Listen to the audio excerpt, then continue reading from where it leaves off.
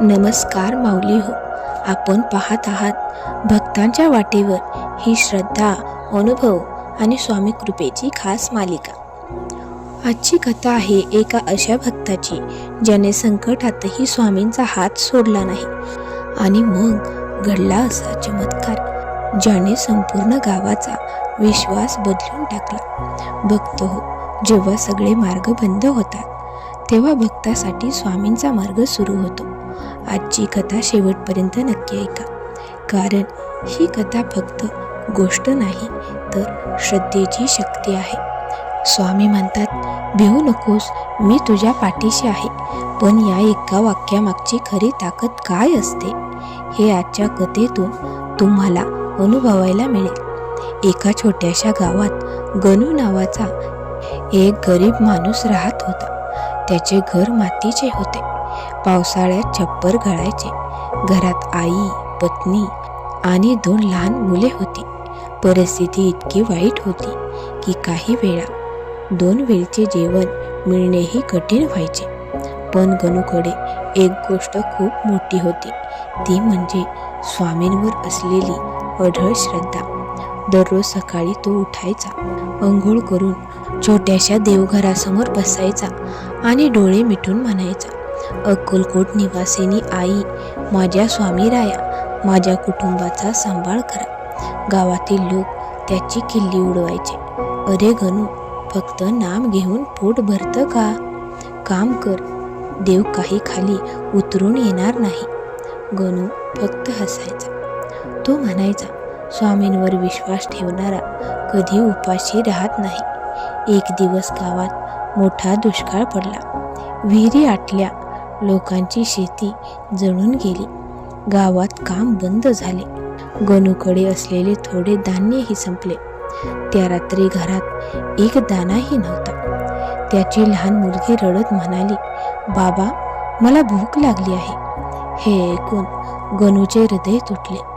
पत्नीच्या डोळ्यातही अश्रू होते. ती म्हणाली, आता काय करायचं? गणू शांतपणे देवघरासमोर गेला. स्वामींच्या फोटोसमोर बसला. त्याच्या डोळ्यातून अश्रू वाहू लागले. तो म्हणाला, स्वामी, आजपर्यंत कधी काही मागितलं नाही, पण आज माझ्या मुलांसाठी काहीतरी करा. पूर्ण रात्र तो नामस्मरण करत बसला. श्री स्वामी समर्थ, श्री स्वामी समर्थ असं म्हणत म्हणत सकाळ झाली. दारावर टकटक झाली. गणूने दार उघडले तर बाहेर एक वृद्ध साधू उभे होते. अंगावर भगवी वस्त्रे, हातात कमंडलू आणि चेहऱ्यावर तेज. साधूने विचारले, बाळा, थोडं पाणी मिळेल का? घरात काही नव्हतं, तरी गणूने आदराने त्यांना आत बसवलं. पत्नीने उरलेलं थोडंसं पाणी आणून दिलं. साधूने पाणी घेतलं आणि हसून म्हणाले, तुझ्या घरात अन्न नाही, पण श्रद्धा खूप मोठी आहे. गणू आश्चर्यचकित झाला, कारण त्याने त्यांना काहीच सांगितले नव्हते. साधूंनी खिशातून एक छोटी पिशवी काढली आणि गणूच्या हातात दिली. ही ठेव, गणू म्हणाला. महाराज, यात काय आहे? साधू म्हणाले, विश्वासाचं फळ. गणूने पिशवी उघडली. त्यात काही तांदूळ आणि थोडे पैसे होते. गणूच्या डोळ्यात पाणी आले. तो नमस्कार करायला खाली वाकला आणि वर पाहिलं तर साधू गायब झाले होते. गणू बाहेर धावत गेला. आजूबाजूला कोणीच नव्हतं. तो थरथरत्या आवाजात म्हणाला, स्वामी, तुम्हीच होता का? त्या दिवसापासून गणूची परिस्थिती हळूहळू बदलू लागली. एका श्रीमंत शेतकऱ्याने त्याला काम दिलं. गणू मेहनत करू लागला. घरात सुख येऊ लागलं.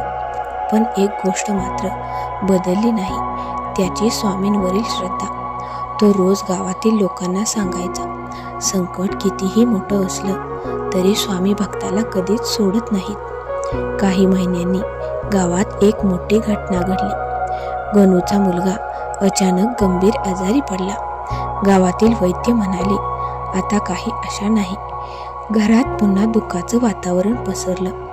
पण गणू यावेळीही खचला नाही.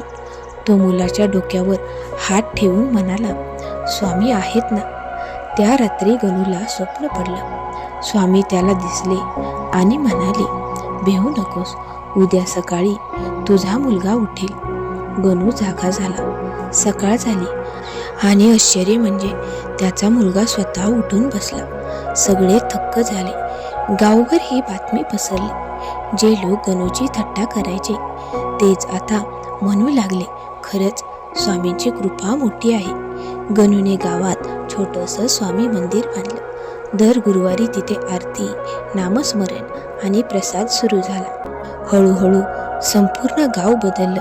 लोक भांडण विसरले, एकमेकांना मदत करू लागले आणि त्या मंदिराच्या भिंतीवर मोठ्या अक्षरात एक वाक्य लिहिलं गेलं, भिवू नकोस, मी तुझ्या पाठीशी आहे.